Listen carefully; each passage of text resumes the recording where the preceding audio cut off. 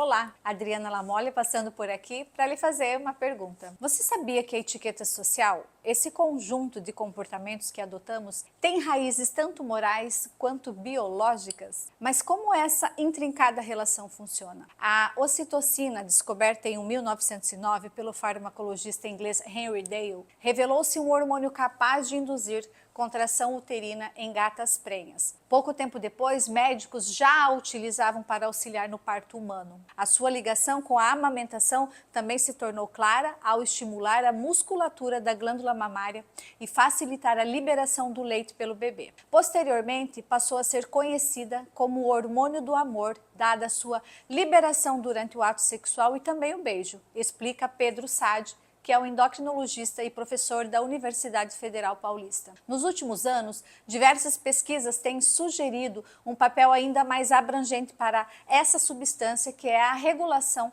do comportamento social. Observou-se, por exemplo, a sua influência em ações de confiança e cooperação entre animais. Em roedores, a ocitocina é a molécula que permite a tolerância entre indivíduos da mesma espécie em espaços confinados. E um estudo de 2003, publicado no periódico Behavioral Neuroscience pela Universidade de Maryland, demonstrou que o hormônio era fundamental para o comportamento monogâmico em ratazanas. No livro A Molécula da Moralidade, o neuroeconomista americano Paul Zek eleva a importância da ocitocina a um novo patamar. Para ele, além do seu papel na reprodução e amamentação, ela é a principal responsável pelas relações de confiança que sustentam a sociedade e a economia. O então economista Paul Zek decidiu aprofundar o conhecimento sobre esse hormônio e em 2000 ele demonstrou que países com maiores índices de confiança interpessoal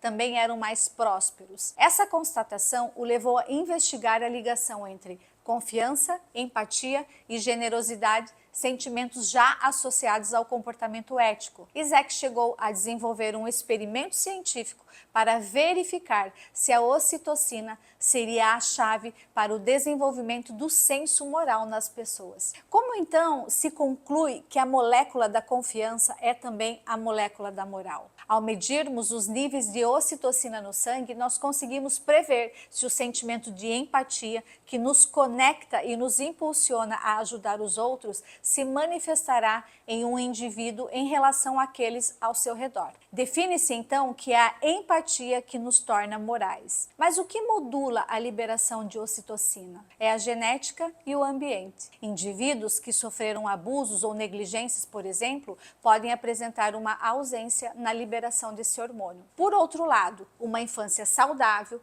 com atenção parental adequada e sem predisposições genéticas, geralmente resulta em uma liberação normal da ocitocina, como ocorre em cerca de 95% das pessoas, diz o estudo. Diante desse estudo, uma questão fundamental surge.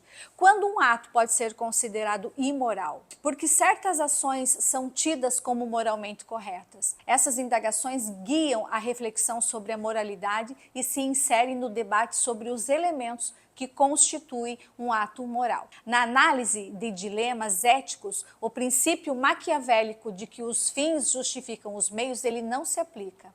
Para que um ato seja moralmente bom, ele deve originar-se em um princípio bom, ser executado por um meio adequado e visar um fim igualmente bom. Em outras palavras, o início e o meio e o fim devem ser pautados pelo mesmo objetivo, que é o bem. Foram os próprios bons, os homens nobres, os poderosos, aqueles que ocupam uma posição de destaque e têm a alma elevada dentro de uma sociedade, que julgaram e fixaram a si mesmos o seu agir como bom, em oposição a tudo o que é baixo, o que é mesquinho, leviano, comum e plebeu, como disse Nietzsche. Ademais, ao considerarmos o princípio de Nietzsche, percebemos que a busca pelo bem se desenvolve a partir do estabelecimento de princípios e normas.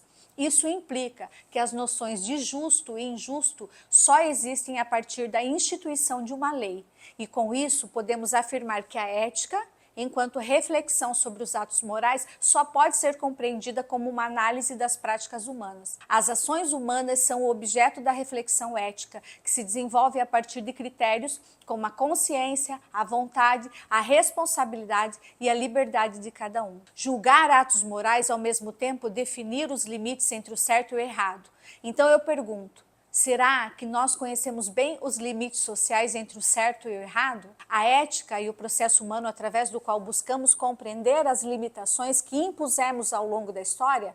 Limitações e regras que, ao orientarem a sociedade, possibilitaram a nossa sobrevivência e a nossa permanência do ser humano vivendo em grupo até hoje, e sem isso seria insuportável viver em sociedade. A vida em grupo se sustenta pelo estabelecimento de normas, por leis e por regras. E, novamente, as palavras de Nietzsche que se esclarecem.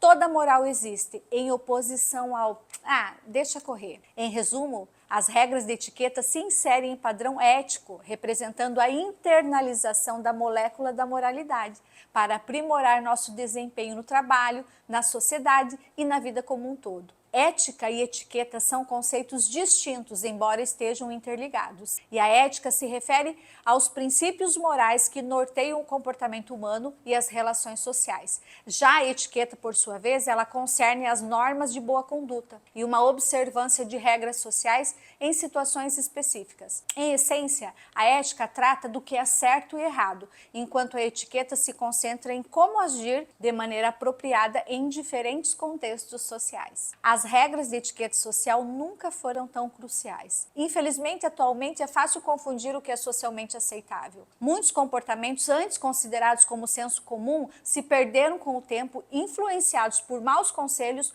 normas desatualizadas, pessoas libertinas e, por vezes, pelas mídias sociais que podem contribuir para atitudes rudes e grosseiras. Diante disso, a pergunta que persiste é: você tem etiqueta? Vamos revisar algumas situações básicas que merecem atenção.